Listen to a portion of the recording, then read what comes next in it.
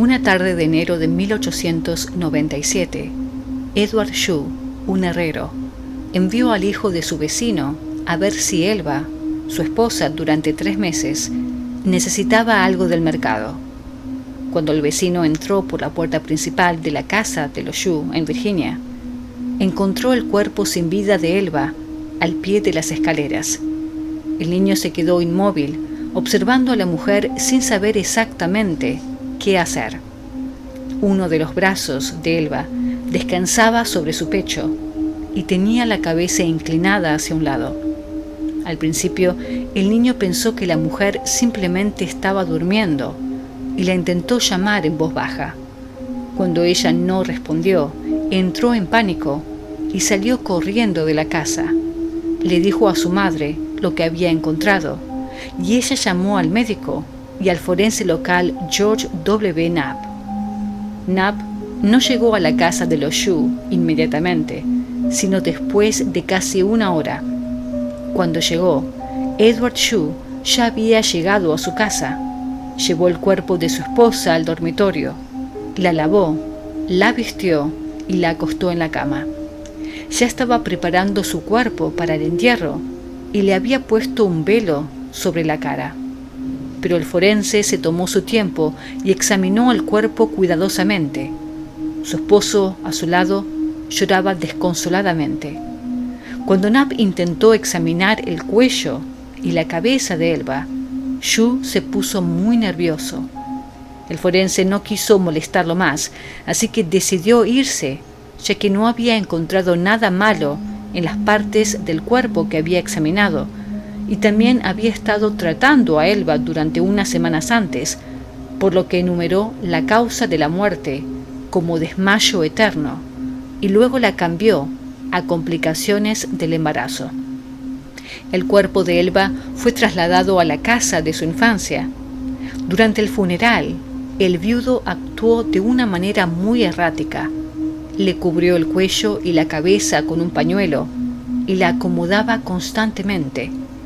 La mayoría de los invitados probablemente lo atribuyeron al proceso de duelo, pero hubo una excepción, con el nombre de Mary Jane Hester, la madre de Elba.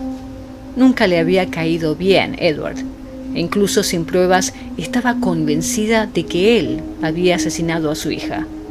Si tan solo Elba pudiera contarle lo que pasó, pensó. Decidió rezar para que Elba regresara de entre los muertos y revelara la verdad sobre su muerte. Mary Jane afirmó que su hija se le apareció en un sueño 4 noches seguidas para contar su historia. Supuestamente, el espíritu apareció primero como una luz brillante, tomando gradualmente una forma humana y llenando la habitación con un escalofrío. El espíritu de Elba le confesó a su madre que Edward Shue abusó cruelmente de ella y una noche la atacó brutalmente cuando pensó que ella no había cocinado carne para su cena. Le había roto el cuello, dijo el espíritu, mientras giraba la cabeza por completo. Luego, el espíritu de Elba miró fijamente a su madre antes de desaparecer por completo. Mary Jane fue al fiscal local, John Preston, y pasó la tarde en su oficina tratando de que reabriera el caso. No sabemos si Preston creyó en su historia, pero Mary Jane fue lo suficientemente persistente y convincente como para que él comenzara a hacer preguntas por la ciudad.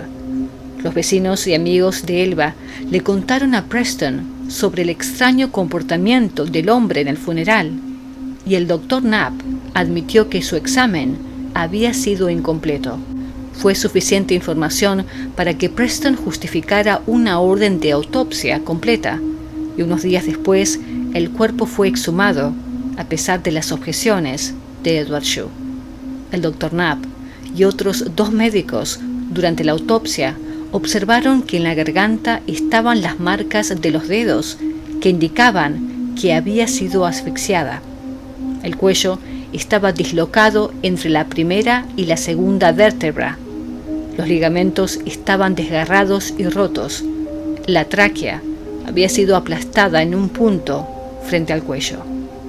Estaba claro que la muerte de Elba no fue natural, pero no había pruebas que apuntaran al asesino, ni tampoco testigos. El extraño comportamiento de Edward Shue desde la muerte de Elba quedó grabado en la mente de Preston y arrojó algunas sospechas sobre él. Al mismo tiempo, la madre de Elba había descrito exactamente cómo fue asesinada su hija antes de que se realizara la autopsia. Tal vez fue ella la que había asesinado a su hija, y la historia del espíritu de Elba apareciéndose en medio de la noche era una trama elaborada para incriminar a Edward Shue. Pero Preston no se daba por vencido y continuó en cargo del caso. Comenzó a investigar el pasado de Edward Shue y se enteró de que se había casado 2 veces previamente. El primero terminó en divorcio, mientras Edward Shue estaba en prisión por robar un caballo. Su primera esposa luego le dijo a la policía que Edward era extremadamente violento y la golpeaba con frecuencia mientras estaban casados. Su segundo matrimonio terminó después de solo 8 meses con la misteriosa muerte de su esposa. Entre estos matrimonios, Edward Shue se jactó en prisión de que planeaba casarse con 7 mujeres en su vida. La misteriosa muerte de la esposa anterior y el historial de abuso de Edward Shue fueron hechos circunstanciales, pero suficientes para que Preston lo llevara a juicio. Mary Jane fue la testigo estrella de la fiscalía, pero Preston quería evitar el tema de la aparición del espíritu de Elba, ya que la historia podría ser objetada por rumores de la defensa. Quizás con la esperanza de demostrar que no era confiable, el abogado de Edward Shue interrogó a Mary Jane extensamente sobre las visitas del espíritu de Elba durante el interrogatorio. Pero la táctica fracasó, porque Mary Jane no vaciló en su relato, a pesar del intenso acoso del abogado. Muchas personas en la comunidad creyeron la historia de Mary Jane, y Edward Shue no se hizo ningún favor al tomar el estrado en su propia defensa y exigiendo que el jurado lo mire a la cara y le digan si era culpable. El jurado deliberó durante solo 1 hora y 10 minutos antes de emitir un veredicto de culpabilidad. Edward Shue fue sentenciado a cadena perpetua, pero murió poco después, cuando las epidemias de sarampión y neumonía arrasaron la prisión en la primavera de 1900. Mary Jane vivió hasta 1916 y nunca se retractó de su historia sobre el espíritu de Elba. Quizás su historia influyó en el jurado y ganó el caso, o quizás no fue así. Tal vez su hija le habló desde el más allá, o tal vez fue una mentira estratégica.